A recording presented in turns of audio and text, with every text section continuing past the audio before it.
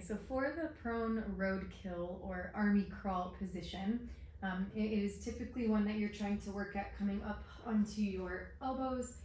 However, if that already is tight, you may just want to work from kind of widening your elbows and letting your head and chest sink down and then raise back up and kind of going back and forth. So raising up just until you feel some type of resistance and then letting yourself lower back down.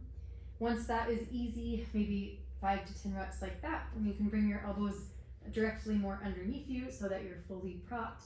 Kind of checking in that you've relaxed your glutes, and then you try to slide your leg. For some people, I just have them practice just literally sliding back and forth. Once you feel like that's starting to get a little bit more free, then you can leave the leg up.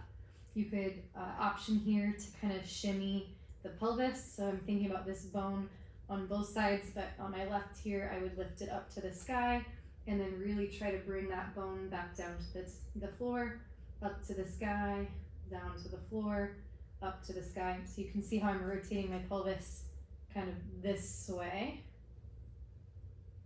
And it's almost like I'm using my glute here and feeling more of an intense stretch in the groin. So you can spend some time doing that.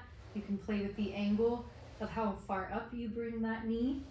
You could also rotate the foot and the shin towards the sky, and then replace that with putting your foot down and trying to lift the knee up. For a lot of people, in fact, my right side, I can barely lift my knee. For a lot of people, that's really, really hard. And just know that even trying to activate lifting the knee up to the sky is a good way to connect into the glute. And so it's okay if it doesn't actually lift, just to attempt to activate that knee up can be very helpful. So that's rotation there, and then external rotation. This is internal rotation of the hip, external rotation of the hip. And then you can also turn into, with the leg just staying still, you could also play here with your neck. So going more kind of chin and forehead, staying in that retracted position to letting it come back down, and then fully lifting the chest to torso, retracting the head.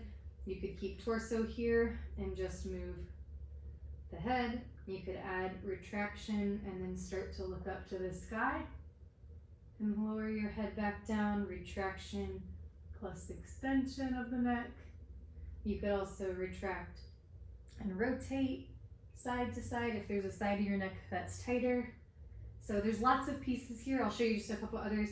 You can also think about adding in rotation of your torso one way or the other. So placing one arm down and then trying to open up the torso, maybe even expanding the arm to the sky.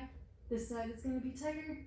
The side that your leg is up, it's going to be easier to rotate towards for most people. So yeah, playing with kind of side to side movement of the ribs, playing with rotation. So those are just, there's a lot, but have kind of fun with it, be a little bit curious, kind of playful with what feels good, what feels like maybe it's intense, and then just touching that spot back and forth. So the basic version of this position is you work at bringing the leg up, and you work at letting your torso go into a little bit of that thoracic extension, and then lowering back down.